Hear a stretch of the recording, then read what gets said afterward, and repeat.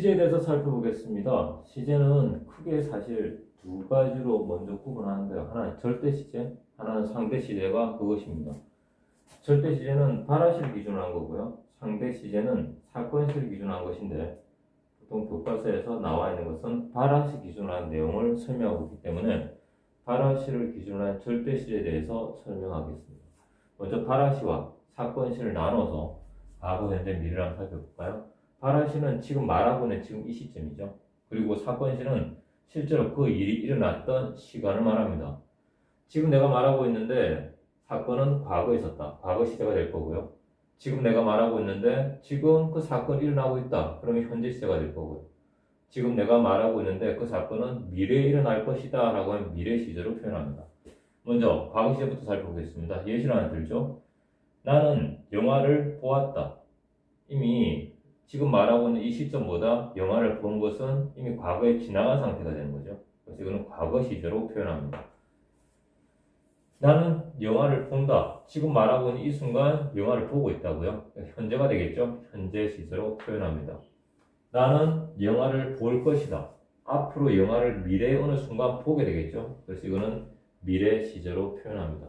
이것을 만드는 방법은 몇 가지가 있는데요. 먼저 첫 번째 주의 깊게 볼 부분이 선어말 의미가 됩니다. 자, 내용 한번 볼게요. at, 엇 또는 at, 엇을 두 개를 같이 쓴 at, 엇이나 엇 그리고 더 이런 방식으로 해가지고 과거 시제를 표현하기도 합니다. 무엇을 했더라면 이렇게 말을 할 수도 있었을 거고요.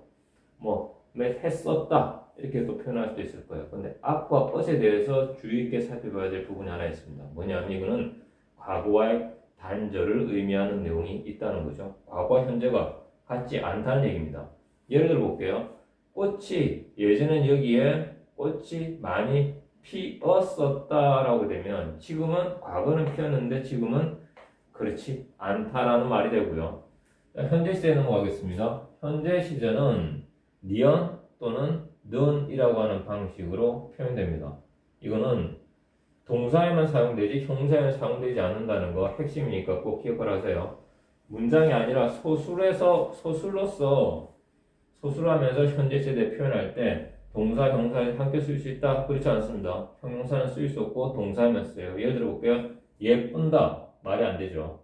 예쁘는다 말이 안 됩니다. 형용사에는 쓸 수 없고 동사에만 쓸 수 있다. 그 부분 기억해야 됩니다. 의미적인 부분에서 앞에 있는 과거 시제와 잠깐 비교해서 살펴볼게요. 나는 내일 선의를 만난다. 자, 어떤 의미가 있을까요? 선의를 만난다는 것은 결국 언제 만나죠? 미래 만나죠. 의미는 미래가 됩니다. 그러나 시제는 어디가 되죠? 현재로 표현하고 있다는 거 기억하셔야 됩니다. 미래 시제 살펴볼게요. 미래 시제에서 나올 수 있는 선어말 의미는 get이 있습니다.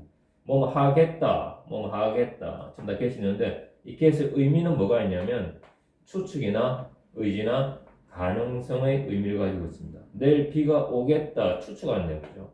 나는 1등을 하겠다, 의지다는 얘기입니다. 그것은 가능하겠다, 가능성에 대한 얘기가 되겠죠. 이와 같이 선어말 의미를 활용을 해서 과거 시제, 현재 시제, 그리고 미래 시제를 표현할 수 있다는 것. 그리고 과거 시제는 at, ot 같은 경우에는 단절의 의미를 지닌다는 것. 현재 시제에서는 니언 혹은 넌을 쓰기도 하는데 형용사는 쓸 수 없다는 것과 그리고 미래 의미를 지니고 있지만 시제를 현재로 쓸 때가 있다는 것. 이것을 기억하시고요. 미래 시제는 get이 쓰이고 이 get은 추측이나 의지, 가능성의 방식으로 의미를 전달한다는 거 알고 있어야 될 것 같습니다. 자, 그러면 시간 부사어로는 뭐가 있는지 한번 살펴볼게요. 부사어니까 덧붙여 따로 쓸 수 있는 말이죠. 아까나 어제나 아니면 이미, 이것은 이미 과거에 대한 내용만은 과거 시제를 표현하는 방식으로 쓰고요. 현재 시제로는 오늘이나 지금 바로 이런 부분이 될 겁니다. 여기까지 문제를 낸다면 일반적인 문제예요. 그런데 일반적인 문제 이외에 조금 더 깊이 들어가게 되면 뭐가 있냐면 관형사형 전성 의미를 사용해서 시제를 표현할 수 있다는 겁니다. 관형사가 뭔가요? 명사를 꾸며주는 거죠. 그래서 관형사형 전성 의미로 동사와 형용사를 관용 사용 형태로 바꿔서 시제를 표시하는 것이 가능합니다. 먼저 과거 시제부터 살펴볼게요. 방식은 그리고 은 그리고 던이라고 하는 방식으로 사면 되죠. 학생이 덧나 그리고 예쁘던 꽃이 시들었다 이런 문장을 쓰게 되면 이걸로 이것이 과거에 대한 얘기구나 하는 것을 알 수 있기 때문에 과거에 대한 의미를 전달하는 방식으로 쓰입니다. 현재 시제는 어떻게 될까요? 또는 은이 쓰이죠. 학생 있나? 자, 그러면 예쁜 꽃이 끌렸다. 니언 혹은 니언이 써가지고 결국 뭐가 될까요? 현재 시점에 대한 얘기를 하고 있습니다. 학생이던나라고 표현하는 과거 시제 학생이던나 그리고 현재 시제는 학생있나 미래는 뭐가 될까요? 학생일나가 되겠죠. 학생일나 리얼을 가지고 표현하게 됩니다. 자, 그러면 또 다른 예로 내일도 하늘은 푸를 것이다 그래가지고 내일에 대한 미래에 대한 얘기를 하고 있는 거죠. 시제는 문장에서 과연 그것이 언제를 말을 하느냐를 정확하게 구분해서 우리들에게 보여주는 부분입니다. 앞에 말했던 시험 문제는 결국 뭐가 나올까요? 이렇게 선음할 의미 그리고 시간 구성, 관용사용 전성 의미를 통해서 문장의 과거, 현재, 미래 시제로 정확하게 이해하고 만들 수 있는가 하는 부분이 여러분들의 평가 측정의 기준이 되기 때문에 이 부분을 중심적으로 학습하셔야 될 것 같습니다.